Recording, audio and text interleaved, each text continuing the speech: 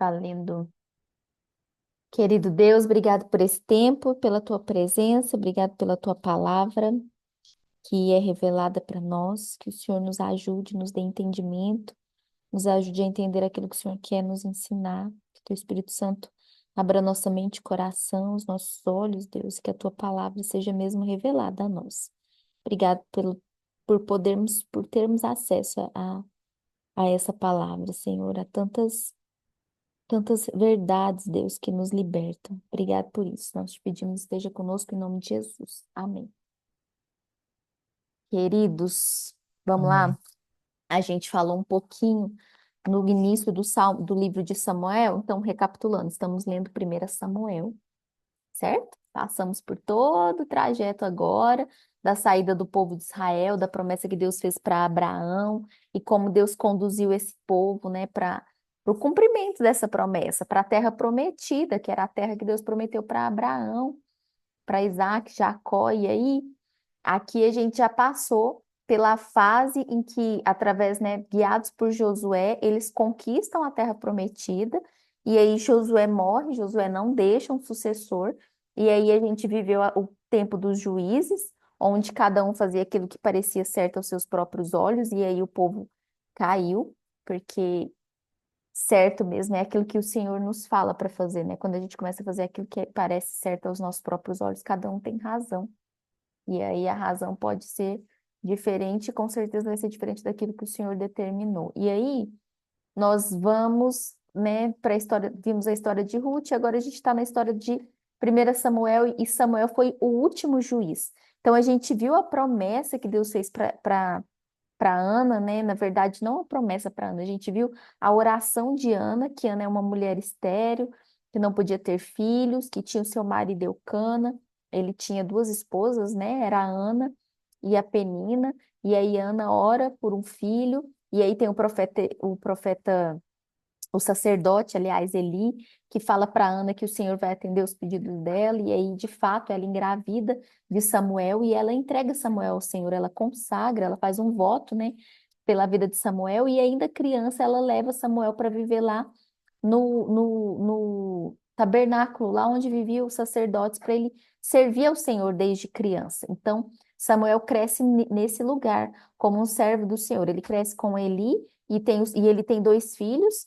E os filhos de Eli são homens cruéis, são homens que se rebelaram contra o Senhor, que ofenderam o Senhor, que fazem coisas que são abomináveis até, né? Eles profanam, eles desprezam, eles profanam o templo ao ponto de levar prostitutas para o templo, né? Lá para onde era o tabernáculo, de roubar aquilo que era para ser os holocaustos do Senhor. E aí Deus chama Samuel. Deus chama, lembra? Deus fala assim: Samuel, Samuel. Três vezes, e Samuel acorda à noite achando que era Eli, e aí Samuel vai lá no Eli e fala assim: Eli, você me chamou? E aí ele fala: Não, eu não te chamei, vai dormir. E aí ele faz isso na terceira vez, ele percebe: Olha, eu acho que Deus está te chamando. Se você ouvir novamente alguém te chamar, você vai falar: Eis-me aqui, Senhor. E aí Samuel faz isso e Deus fala com ele, e Deus revela os planos para ele, e Deus fala que vai acabar com a descendência, né, de Eli, que vai acabar com os filhos dele, que os filhos dele vão morrer, e ele também, por conta do pecado, e que ele é conivente, porque ele, né, não corrigiu os seus filhos e tudo mais. E é exatamente isso que acontece. E a gente vê, né, que naquele dia os filhos de Eli vão lutar contra os filisteus, e aí eles começam a perder, né? Eles são derrotados na guerra, e antes até de serem derrotados, vocês lembram o que que que ele faz? Presta atenção nisso. Eles decidem, como eles estão perdendo, eles mandam buscar a Arca da Aliança e eles levam a Arca da Aliança para a batalha como se aquilo fosse um amuleto de sorte, como se ter a Arca da Aliança com eles fosse ajudá-los a vencer, como se Deus estivesse ali dentro de um objeto e aquele objeto fosse uma manifestação do poder de Deus, como um amuleto mesmo.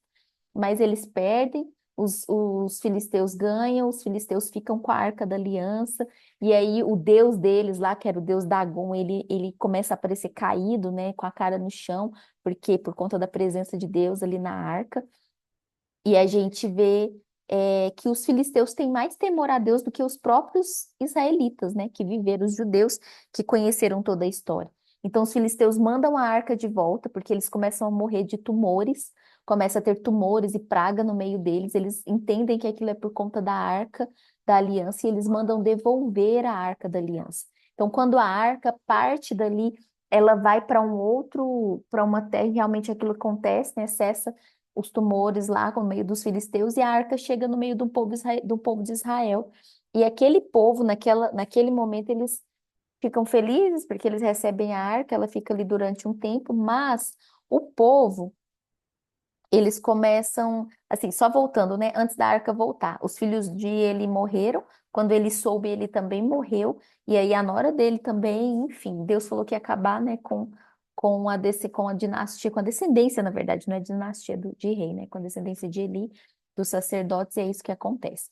Então, voltando lá na arca, quando ela chega, o povo, a Bíblia conta que 70 homens morreram. E durante muitos anos, 20 anos, o povo de Israel ficou em luto por conta dessas mortes. Mas o povo morreu porque eles, é, de forma até obstinada, né? Eles fizeram aquilo que Deus falou para eles não fazerem. Eles tentaram ver a glória de Deus dentro da arca. E a Bíblia fala que ninguém pode ver a glória dele. Eu até falei para vocês, lembrei, né, que quando Moisés pediu para ver a glória de Deus, Deus falou: ninguém pode ver a minha glória e permanecer vivo. E aí Deus esconde Moisés na fenda da rocha e ele vê um vulto, né, de Deus. A presença de Deus ali. É o máximo que ele consegue ver. Então, quando os homens eles olham para dentro da arca, eles morrem, né? Eles simplesmente morrem. E aí eles tiram a arca dali, eles voltam à arca.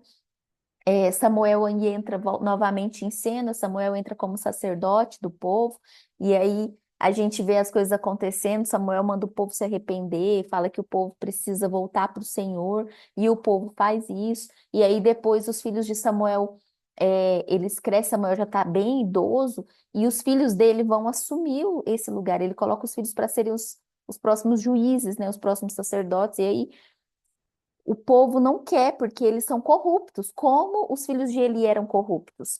E aí o povo não quer, e aí o povo fala assim para Samuel: não, nós queremos um rei, nos dê um rei, unge um rei para a gente. E Samuel ficou ofendido. Como assim, Deus? Eles querem um rei. O povo pede um rei para Samuel e ele realmente fica sofrendo com essa situação. Deus, isso está errado, eles não podem fazer isso. Eu fico imaginando também que tem aquele pontinho assim no coração, né, humano de Samuel, imaginando que os filhos dele vão continuar no reinado. E aí, voltando também ao ponto de que Samuel não tinha uma referência de pai, a referência dele era Eli, e ele errou com seus filhos, assim como Samuel errou com seus filhos, né? Mas, agora voltando na história, ainda na história, na verdade, a gente não saiu. O que Deus fala assim para Samuel, dá a eles o que eles estão pedindo e fala para eles o que que vai acontecer se eles pedirem um rei. E aí o que o povo fala, né, para Samuel é assim, ó, tá lá no capítulo 8 no verso 6. Quando, porém, disseram: dá-nos um rei para que nos lidere. Isso desagradou Samuel, então ele orou ao Senhor. Nananana. Ah, não, não é esse não. Versículo não. É porque lá no final, todavia, aí Deus fala para eles: ó, vocês vão ter um rei e vocês vão ser dominados por esse rei. Vocês vão ser feitos, vocês serão escravos, vocês que vão ter que trabalhar para eles. E aí, vocês vão ler, vão discorrer aqui no capítulo 8 todo, tudo que esse rei fará, né? Todos os direitos que esse rei terá sobre o povo. Tipo, o rei vai reinar sobre vocês, vai reivindicar o direito, vai tomar os filhos de vocês para servi-lo em carros de guerra, né? Ele vai tomar a terra de vocês e aí ele vai contando aqui tudo que esse rei vai trazer de prejuízo para o povo. E aí, lá no verso 18 ele fala assim: nesse dia vocês clamarão por causa do rei que vocês mesmos escolheram, e o Senhor não os ouvirá. Verso 19 do capítulo 8. Todavia, o povo recusou-se a ouvir Samuel e disse: não, nós queremos ter um rei, seremos como todas as outras nações. Um rei nos governará e sairá à nossa frente para combater nossas batalhas. Depois de ter ouvido tudo que o povo disse, Samuel repetiu ao Senhor, e o Senhor respondeu: atenda-os e dê-lhes o rei. E aí foi o que Samuel fez. E aí eu quero trazer fazer uma observação aqui. O problema do povo não é necessariamente eles terem pedido um rei. Até porque, se vocês forem ler a história, desde até da profecia de Ana, a oração de Ana, quando ela ganha um filho, que é Samuel, ela escreve, ela faz uma oração, e essa oração é uma profecia. E aí vocês vão ver que nessa profecia ela já fala do rei. E na verdade, se vocês forem prestar atenção em toda a história, né, antiga, tá falando que virá o rei. Mas o problema desse povo não é porque eles pediram um rei. O problema é porque eles queriam ser igual a outras nações. Seremos como todas as outras nações. E esse foi o problema do povo de Israel quando eles pediram um rei. Eles não queriam, eles queriam alguém para governá-los, sim, para ajudá-los nas batalhas, sim, mas eles queriam ser igual a outras nações. E aqui eles desagradam ao Senhor. Aqui eles pecam contra o Senhor, porque eles não querem ser parecidos com Deus, eles não querem ser aquele povo escolhido por Deus, eles querem ser igual a outras nações. E aí esse é o pecado do povo, e aí eles vão sofrer a consequência a partir disso. E a gente começa a ver a partir do capítulo 9 quando Saul entra em cena. E aí Deus escolheu Saul, né? E Saul foi encontrar Samuel, e ele vai ser o primeiro rei, né, do povo de Israel. E aí a Bíblia conta que Saul ele era um benjamita, para começar, vamos lembrar lá quem que eram o povo de Benjamim. Vocês lembram? No livro de Juízes, a gente terminou a história de Juízes falando daquela história horrenda do cara que matou a sua concubina. Lembra que os anjos bateram na porta e aí eles estavam passando pela cidade, né? Os anjos bateram na porta e pegaram ela, abusaram dela a noite toda e ele foi embora para a cidade deles, esquartejou e mandou um pedaço para cada tribo de Israel. E aí, depois que o povo, que as outras tribos souberam disso, eles entraram em guerra contra os benjamitas, né? Porque os benjamitas não quiseram entregar as pessoas que fizeram isso. E aí, o povo de Benjamim quase foi exterminado, essa tribo quase foi exterminada, eles foram subjugados. E aí, quase acabou. Então, Saul é um benjamita. É quando essa tribo está se reerguendo, o povo está começando, recomeçando a vida. Então, é, havia um homem benjamita, rico e influente, que era o pai de Saul, né? Chamado Quis, filho de Abiel, neto de Zeror, bisneto de Becorate, trineto de Afiá. Enfim, eu não sei quem é ele, porque eu não vi citar esse cara em outro lugar aqui. Mas ele tinha um filho chamado Saul, jovem de boa aparência e sem igual entre os israelitas. Os mais altos batiam no seu ombro. Eu, então, né, devia ser um hobbit perto dele. Ou menos que isso, né? Pensa. Ele era alto, ele era belo, ele tinha uma bela aparência, ele era forte, ele chamava atenção. Então, aos olhos humanos, Saul era tudo que o povo queria, né? E aí Saul, ele saiu para procurar as jumentas do pai no campo. Então ele estava ali procurando as jumentas e aí ele foi parar lá na terra. Aí falaram para ele: ah, tem um vidente lá naquela terra que pode te falar. Você não está achando as jumentas do seu pai? Ele pode te ajudar. Porque naquela época os profetas também eram chamados de videntes, tá? Mas aqui ele está falando do profeta. E aí ele se encontra com Samuel, ele encontra Samuel e Deus já tinha se antecipado e falado para Samuel: Samuel, eu vou mandar uma pessoa aqui amanhã nessa hora e você vai ungir esse cara líder em Israel, ele vai ser o novo rei. E aí, quando Samuel encontra ele, Samuel já sabe, é esse. Até pela aparência dele. Então, Samuel já sabe, esse é o cara que Deus escolheu, esse vai ser o novo rei de Israel. E aí, Samuel, ele dorme lá com Samuel e tal. Aí, no outro dia, ele volta para casa. E aí, vocês vão ler os detalhes dessa história, quando Samuel volta para sua casa e depois ele é ungido rei. E, inclusive, quando ele é ungido rei, as pessoas não botam fé. Esse aí, não sei não, hein? E ainda é um benjamita. E aí acontece um momento ali em que o povo entra em guerra, que eles são, é, que o povo filisteu, não é o povo filisteu, peraí. Ixi, eu esqueci agora. Quem que é o povo? Vai à frente de Gilgal, não, o Espírito do Senhor se apossou do rei Saul, inclusive. O Espírito do Senhor se aposta do rei Saul. Ele começa a profetizar isso quando ele está voltando para a casa dele depois do encontro com Samuel. Vou voltar aqui um pouquinho, gente. O Espírito do Senhor se aposta dele, ele começa a profetizar e ele se torna um novo homem. A Bíblia fala lá no capítulo 10, no verso 6, que Deus dá para ele um novo coração, certo? E aí ele começa a viver Tá. Aí é isso, aí ele começa a viver um novo tempo, né? Cheio do Espírito Santo, cheio do Espírito de Deus. O Espírito Santo e o Espírito de Deus no Novo Testamento é o mesmo Espírito, tá, gente? A Trindade é a mesma. E aí, lá, capítulo 11 é quando os amonitas, né, eles vão atacar o povo de Israel, e aí Saul entra na batalha, ele se organiza para enfrentar esse povo, e ele não. E aí ele se destaca, ele fala assim: não, ele fala, isso não vai acontecer, eu vou lá e tal, porque eles estão. O rei amonita, ele tá vencendo lá uma parte do povo, ele está aterrorizando o povo, e aí o povo não sabe o que fazer, e aí tenta fazer um acordo com ele, e aí ele fala assim: ah, eu acho que é arranque os olhos, né, que ele fala, alguma coisa assim, e manda para mim, que aí eu vou, tipo, liberar vocês. Uma coisa muito má, eu tô tentando lembrar aqui, porque eu li. Ixi, gente, depois eu mando os detalhes aqui, vocês vão ler e vocês vão me corrigir, se alguém tiver lido, já me fala. Eu sei que quando o Saul fica sabendo disso, ele fala: jamais, eu não vou deixar isso acontecer. Isso está errado. Nós vamos lutar contra esse povo e nós vamos vencer. E é isso que acontece. Saul luta, Deus dá vitória para ele. E aí o povo já fala assim: ah, beleza, esse aí é o nosso Deus. É isso que a gente quer. A gente quer um rei. Esse é o nosso Deus, não, desculpa, esse é o nosso rei. A gente quer um rei que lute por nós e que vença as batalhas por nós. E aí Saul é ungido rei, Saul começa a se colocar nessa posição, mas mesmo assim, quando ele no dia da unção dele, é engraçado quando você lê, e aí o povo vai atrás, vai procurar Saul, cadê ele? Ele não está aqui, é o dia de ungir Saul como um rei. Onde ele está? Ele estava lá no campo, pastoreando as jumentas do pai dele. Olha esse rei, gente, o rei devia estar ali. E ele está onde? Ele está no campo, cuidando das jumentas. É muito engraçado isso, na minha cabeça, pelo menos é muito engraçado. Não é uma coisa que eu espero de um rei, sabe? Cuidando das jumentas, sei lá, tô esperando que ele tá sentado num trono, falando, dando ordem, sabe? Enfim. E aí a gente vê no capítulo 12 palavras de despedida de Samuel, quando Samuel tá falando dele mesmo, olha, eu não tenho culpa. Concordo, eu quero ouvir de vocês que realmente eu não tenho culpa diante de vocês.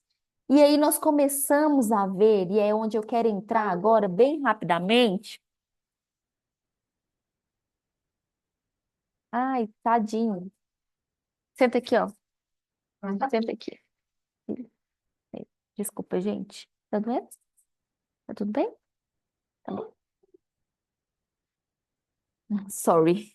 Tem que socorrer aqui o Rafinha. Então a gente entra agora nessa parte que eu falei, né? Saul estava lá já nessa posição de rei. E uma coisa que vou lembrar vocês que ele era grande, ele chamava muita atenção com a sua beleza. E depois a gente vai ver, mais tarde a gente vai ver que Deus, quando ele vai ungir Davi, né, quando Samuel vai ungir Davi, Deus fala assim para Samuel que ele não é como os homens, né? Que ele não olha a aparência, mas ele olha o coração. Então, quando Deus fala, quando né, não tem como não lembrar disso, que Saul era uma pessoa de aparência, mas Deus queria um coração. E agora, a partir do capítulo 13, a gente começa a ver a ascensão do rei Saul, desculpa, gente. A gente começa a ver essa Saul, né? Ele foi um bom rei. Ele foi um rei guerreiro, ele foi um bom guerreiro, ele era muito bom e as pessoas amavam ele. Você vai ver aqui na leitura que as pessoas amavam Saul e que ele conduzia bem o povo. O povo até aqui não tem o que reclamar de Saul, mas Saul foi rejeitado por Deus. Apesar dele ter sido escolhido aqui, nós nos deparamos com o momento em que Saul foi rejeitado por Deus. Saul derrotou lá o rei Naás. Aí você vai ver isso lá a partir do capítulo 15. É, isso. A partir do capítulo 13, tá? A gente vai ver Saul separando um grande exército. Antes disso, né? Saul derrota o rei Naás, e Naás significa cobra. E aí, quando você para pensar, né? Cobra, Saul derrota um rei, cujo significado do nome dele é cobra. E aí a gente volta lá no livro de Gênesis, sabe quando o homem peca?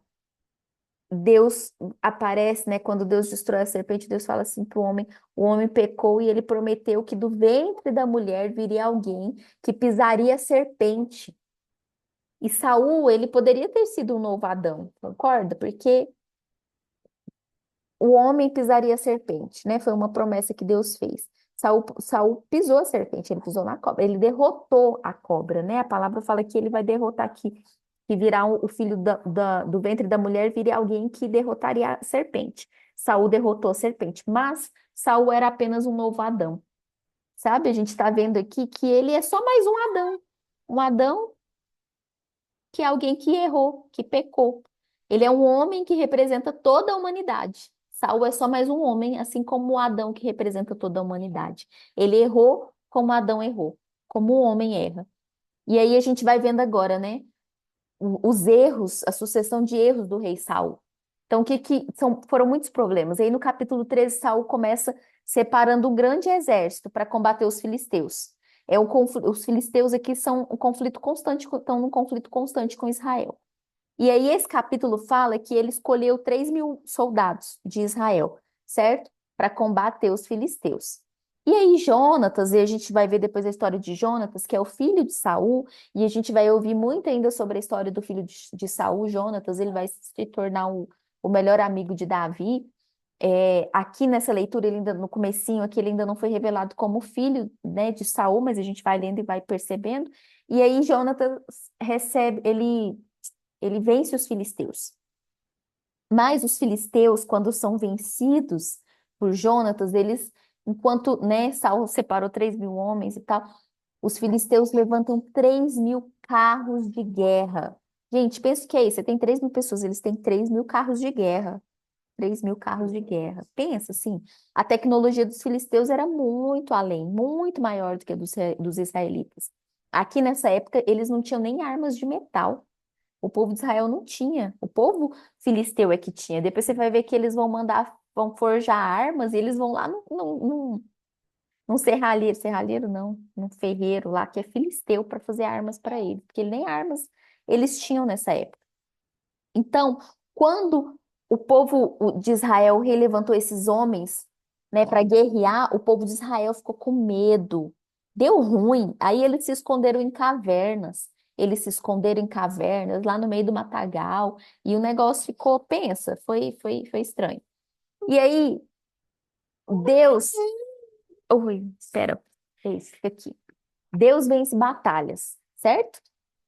Aqui a gente está vendo Gideão, Saul lembra a história de Gideão. Lembra Gideão? Quem lembra? Assim, Gideão venceu um grande exército com apenas 300 homens.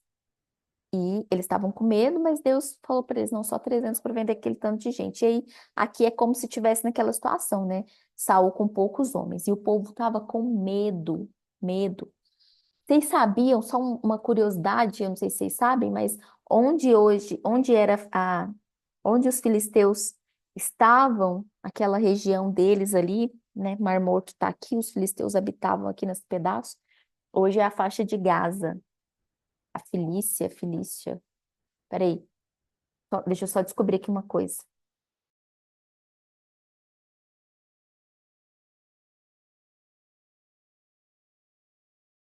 Não sei, perguntei para o Estevão, mas ele também não sabe qual é o nome da cidade dos filisteus. Mas a cidade dos filisteus hoje é a faixa de Gaza. Então, o texto dá a entender que Samuel, e aí, né, voltando na história aqui, quando eles estão escondidos lá na caverna, e aí Saul, assim, naquela época ele estava esperando, vou fazer um sacrifício ao Senhor, porque aí o Senhor vai com a gente na batalha e a gente vai vencer os filisteus. Só que a Bíblia dá a entender aqui que Samuel, ele não chegou, ele estava atrasado. Ele falou assim: esperei 7 dias e Samuel não chegou. Tá lá no capítulo 13, no verso 8. Ele esperou 7 dias, o prazo estabelecido por Samuel, mas este não chegou a Gilgal. E os soldados de Saul começaram a se dispersar. Eles começaram a ir embora, eles foram abandonando a guerra, o posto de guerra. E eu fico imaginando o desespero de Saul. Caramba, ficando sozinho, o povo tá indo embora. Tem um exército gigante, carros de guerra lá esperando a gente. E o meu exército está dispersando, está indo embora. O que que eu vou fazer? Eu entendo o desespero dele de verdade, do fundo do coração. E aí, o que que ele fez? Tragam o holocausto e os sacrifícios de comunhão. Então, Saul ofereceu holocaustos, e quando terminou de oferecê-los, Samuel chegou. E Saul foi falar com ele. Samuel ofereceu o holocausto. E, gente, Quem pode receber, quem pode oferecer holocaustos? Isso vocês sabem. Só o sacerdote. Quem pode oferecer holocausto a Deus é o sacerdote. Esse não é o papel do rei. O papel do rei não é oferecer holocausto ao Senhor. Quem pode fazer sacrifício para o Senhor é só o sacerdote. Esse é o papel do sacerdote. Lembra, filhos de Eli que tinham que fazer esse sacrifício para Deus, e na verdade eles pegavam as coisas que as pessoas davam, né, as carnes, os sacrifícios, enfim, e desviavam, né, usurpavam das coisas do homem, enfim. É isso. Eu entendo a agonia de Saul, porque o exército estava dispersando, ele estava desesperado, e Samuel não chegou, mas, eita, que oi? Ixi, amor, deu ruim no meu computador. Amor, A gente consegue te ouvir, vocês Tati. estão me ouvindo? Eita, que sumiu aqui minha tela e eu não tô vendo vocês e nem ouvindo. Peraí. Pera. Uai, voltou. Eita, que deu um treta aqui, ficou tudo preto. Quer dizer, azul escuro. Demônio dos fios, vou morar. Também que eu tenho um técnico aqui, particular. Gente, já estamos indo. Eu estava falando que Saul ofereceu o sacrifício, certo? Ele ofereceu o sacrifício no lugar é, do sacerdote. E aí, esse não é o papel do rei, esse é o papel do sacerdote. E o problema aqui não é simplesmente porque Saul ofereceu um sacrifício. Vocês estão me ouvindo bem, né? O problema aqui é porque Saul não, além de Saul não reconhecer o erro dele, porque Saul é cheio de desculpas. Se tem uma pessoa, cara, eu já fui como Saul. Nossa, eu fico pensando no meu passado, eu era exatamente assim. Tudo que eu fazia de errado, que as pessoas falavam pra mim, a única coisa que eu sabia fazer era inventar desculpa, era dar desculpa, mas eu fiz isso por causa disso. Eu fiz isso por conta daquilo, eu nunca reconheci o meu erro. Nunca. E eu ainda me pego, às vezes, nessa situação. Gente, isso é um problema, isso é um pecado. A gente precisa reconhecer os nossos erros, reconhecer quando a gente erra, se submeter às outras pessoas, enfim. A questão aqui, além disso, é que Saul, ele não confiou em Deus. Ele não confiou no Deus que ele não via. Ele não confiou que Deus não se atrasa, que Deus faz independente de qualquer pessoa, que Deus move, que Deus tem poder para vencer exércitos, sabe? Que Deus movimenta as coisas. Ele não confiou. E aí, inclusive, Samuel fala assim para ele, para Saul: Saul, você agiu como um tolo. E sabe onde eu queria que. Marca aí, faz essa anotação, você que está anotando. Salmo 14, verso 1. Diz assim: Salmo 14, verso 1. Desculpa, peraí, deixa eu só.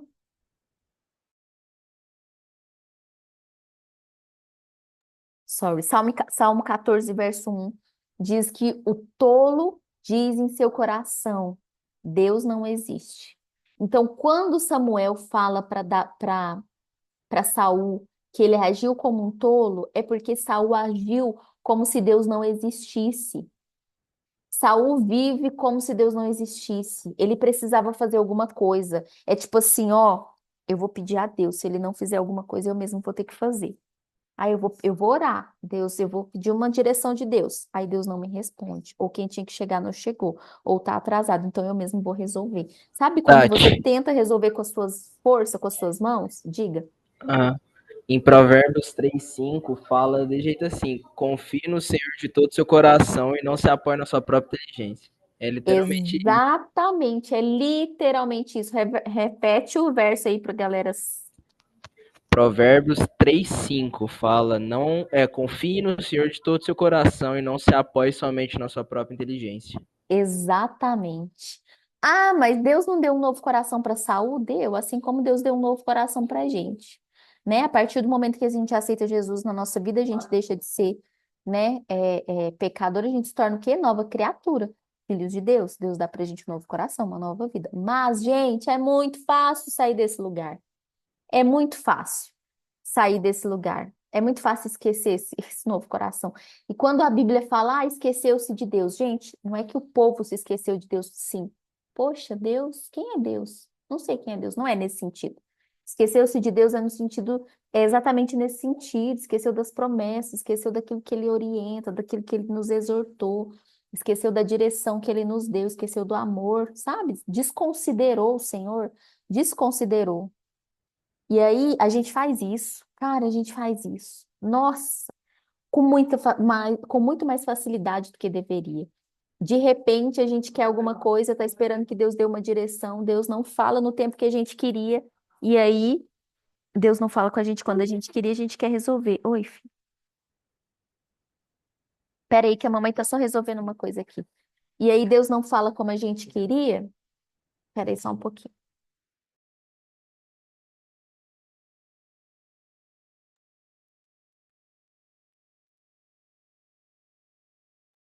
E aí Deus não faz o que a gente queria e a gente vai lá e tenta resolver. Cara, às vezes é imperceptível. Às vezes você quer resolver alguma coisa, você nem lembra de Deus, e aí? Não. Então, o que Saul fez foi exatamente isso, gente. Tipo, Deus não tá fazendo nada, então eu vou fazer, sabe? Sabe, Abraão fez isso. Abraão tinha uma promessa. Deus falou para ele que ele teria um filho, o filho da promessa. E aí ele esperou e esse filho não vinha. O que que ele fez? Pegou a escrava, né, a concubina dele, teve um filho com ela, que era Ismael, e fez tudo errado. E deu errado. Esse cara virou depois o inimigo do povo de Israel, enfim. Deu tudo errado, porque ele não confiou, ele não esperou. E esse é o problema do nosso coração. Nós não estamos diferente do rei Saul, sabe? Mas tem chance pra gente, né? A gente pode se arrepender e segue. Vamos lá, vamos reconhecer, vamos aprender com os erros dos outros. Sabe, é aquele que aprende com os erros com o próprio erro e principalmente com os erros dos outros, viu, gente? Vamos aprender com os erros dessa galera para a gente não precisar repetir. Então, Samuel diz, né, que escolheu um homem, diz que Deus vai, que o reinado de Saul estava acabando e que Deus ia escolher um homem segundo o coração dele, que é quando Davi vai entrar na parada, né? Porque Deus vai olhar para alguém que não tinha aparência, mas que tinha um coração. Apesar de Saul ter toda a aparência, ele não tinha esse coração. Aí a gente começa a ver que Saul era uma pessoa que não confiou em Deus. Ele não esperou em Deus. Ele olhou para as circunstâncias, tipo, Deus que eu não vejo, então por que que eu vou esperar? É melhor confiar no que eu vejo, né? Ou na minha própria força. Uma observação que vocês vão ver lá no capítulo 13 é que Saul tinha 30 anos quando começou a reinar. E aí a gente vai ver a história de Jonatas, que é muito diferente do pai dele. Jonathan confia no Senhor, ele confia em Deus. Ele diz que ele fala: posso vencer esse povo, esses filisteus com poucas pessoas. Eu não preciso de muitos guerreiros, eu preciso de poucos, porque ele confia no Senhor. E aí, eu não vou falar muito disso aqui agora, porque eu vou falar mais no próximo texto, mas eu só vou adiantar aqui. Jonatas poderia ter sido, inclusive, o novo rei, mas Deus depois vai falar para Saul que a dinastia dele vai acabar. Então, se a dinastia dele vai acabar, ele também não vai ter sucessor, né? Ele não vai ter o descendente, o filho dele não vai entrar no trono. E mesmo assim, Jonathan vai lá, salva o povo, ele e seus poucos soldados, né? Ele salva o povo, ele ganha dos filisteus. E enquanto isso, Saul ainda está lá parado, sem saber o que que ele vai fazer.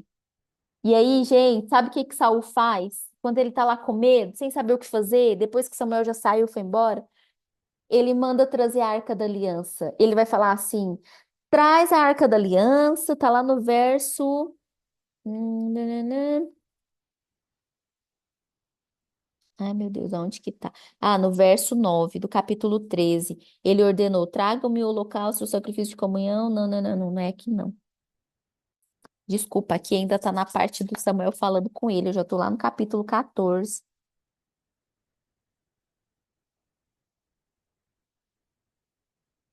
Peraí, deixa eu achar. Ai, gente, peraí. Pereré, não achei. Depois se vocês acharem aí, vocês me mandem. Mas tem uma parte aqui no capítulo 14 que Deus faz o seguinte, que Saul faz o seguinte, ele tem que lutar contra o povo. Em algumas versões vai estar colete sacerdotal, mas está errado, porque na versão original é a Arca da Aliança, tá? Então, ainda que você leia, principalmente a NVT, tá lá colete sacerdotal, mas não é. Ele manda trazer a Arca de Deus, a Arca da Aliança. E aí, por que que ele manda trazer a Arca da Aliança? Porque ele quer guerrear e ele quer ter vitória. E ele está fazendo exatamente o que os filhos de Eli fizeram. Eles pegaram ele pede a arca como se fosse um amuleto de sorte, como se a arca fosse ajudá-lo a vencer, como se o fato dele ter a arca ali com ele fosse, sei lá, ser o suficiente para ele vencer o povo. E é claro que não vai funcionar, da outra vez não funcionou, agora também não. E aí o rei Saul começa, bom, a vacilar muito. Muito mesmo. Ele determina aqui um jejum para o seu povo, né? Fala para os soldados dele ficarem sem comer. E aí a gente vai ver que isso é um jejum desnecessário, que não precisava disso. E Jonatas, inclusive, que é o filho dele, não sabia. Ele vai lá e come, ele está cansado e come. Depois que ele descobre a promessa do pai, ele come um favo de mel. E aí o povo. E Jonatas ganha do exército dos filisteus, independente disso que o pai dele fez. Mas o exército de Saul está muito cansado e abatido porque eles estão sem comer, eles não têm força. E aí, depois que eles ganham, a Bíblia vai contar, eu estou resumindo bem rapidamente, aí semana que vem eu vou falar mais sobre isso. Depois que o povo ganha, Saul vai lá. Aliás, o exército de Saul está com tanta fome que eles pegam os bois, né, as ovelhas, e eles comem, eles fazem lá um assado, um trem lá, e comem a carne quase que crua, com sangue. E isso é pecado. É, é, Comer sangue nessa época, isso era um símbolo, né, de sacrifício, isso era pecado. E aí, Saul, depois ele vai falar com Deus para saber se ele tem que voltar na guerra, ele faz uma oração, e Deus não responde para ele naquele dia. E ele, naquela ansiedade, naquela loucura dele, Deus não me respondeu. Tem alguma coisa errada. Eu fiz alguma coisa errada, o que que eu fiz para merecer isso? Tem alguém em pecado. E aí eles vão tirar sorte, que era muito comum naquela época, né? Tirar sorte assim para decidir. Então tá, vamos descobrir se tem pecado aqui, quem que é o que está em pecado. E aí eles vão tirar a sorte cai entre ele e o filho dele, e aí depois cai no filho dele, Jonatas, e ele descobre que o filho dele estava em pecado, porque aí ele confessa, ele não, realmente eu comi, e aí ele fala assim, então você vai ter que morrer, e ele fala, então eu vou morrer. Olha onde ele chegou, onde isso chegou, gente.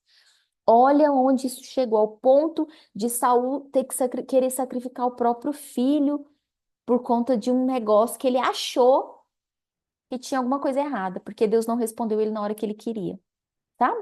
E aí, inclusive, pensa assim, ó, Deus não respondeu Saul no início, aí ele achou que era pecado, aí ele ia sacrificar o próprio filho por conta do pecado. Igual a quem, gente, que teve que ia sacrificar o próprio filho? Igual a Jesus. Mas diferente de, né? Porque Jesus realmente, Jesus morreu pelos nossos pecados, depois ressuscitou.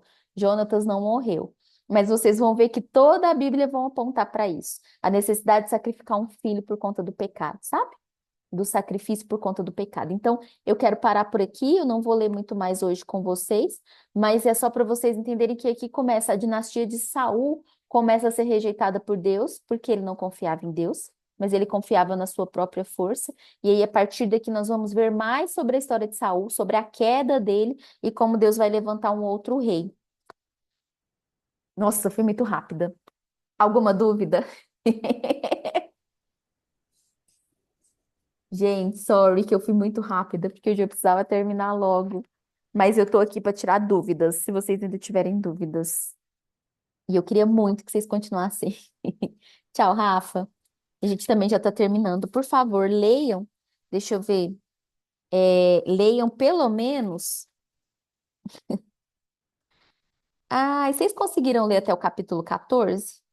Até agora? Conseguiram? Gente, lê até o capítulo 14, que é tudo isso que nós falamos até agora. E aí depois vocês podem ler até o capítulo 20. Segue até o capítulo 20, pelo menos, que eu vou.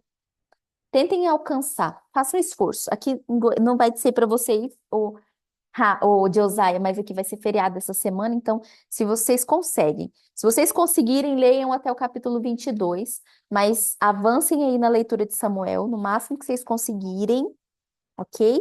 E aí, na semana que vem, a gente vai continuar. E vão anotando as perguntas, as dúvidas. Eu vou tentar trazer, visualizar coisas para vocês visualizarem para ajudar no entendimento, inclusive mapas. Eu vou chamar o pastor André, inclusive, para dar uma aula para gente, porque ele é muito bom com essa geografia bíblica, para a gente entender onde era o quê, né? O que que é hoje, por exemplo, eu não sabia, né, que os filisteus hoje são um povo que está ali na faixa de Gaza, que inclusive está em guerra, vive em guerra, né? E é bom para a gente entender essas realidades, sabe? Então, gente, já que vocês não têm perguntas, nós vamos encerrar, tá bom? Vamos encerrar com uma oração. Quem quer orar para a gente encerrar? Dou-lhe uma, dou-lhe duas.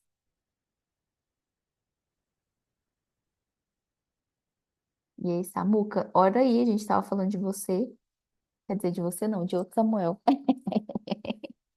Não, tô brincando, eu vou orar para a gente encerrar, tá bom? Senhor Deus, obrigado por essa palavra. Que seja como semente no nosso coração e que encontre um lugar seguro no nosso coração e que ela vá frutificar mesmo. Que a gente possa absorver tudo que foi falado, apesar da forma, né? E independente de mim, que o teu espírito, em nome de Jesus, nós oramos para que o teu espírito faça essa semente crescer no nosso coração e dá frutos, que faça essa palavra, Senhor, encontrar um lugar fértil e que o Senhor fale no nosso coração. Que a gente não cometa os erros que Saul cometeu, mas que a gente aprenda a confiar no Senhor, a entregar as nossas expectativas, a descansar no Senhor, a esperar no Senhor. Isaías fala, Salmo 60, Isaías 64, verso 4, que desde a antiguidade nunca se viu um Deus que trabalha por aquele, nunca se viu e nunca se ouviu um Deus que trabalha por aqueles que nele esperam. Nunca se viu, Deus, um Deus como o Senhor, que trabalha por nós, que esperamos pelo Senhor. Oh, Deus, nós nos apegamos a essa palavra. Nos ajuda, Senhor, a não ser tolos, mas a confiar no Senhor. Não agir como aqueles que não temem ou não confiam, mas a descansar e confiar no Senhor. Nos ajuda a crescer nisso, Senhor, a desenvolver uma relação com o Senhor, de confiança e de entrega. Nós te pedimos isso em nome de Jesus. Amém. Amém? Tchau, galera. Amém, tia Beijo, Tati. beijo. Muito obrigado pelos estudos de hoje. E a Beijo, foto? Tati. Tchau. Deus abençoe todos. Falou! Amém.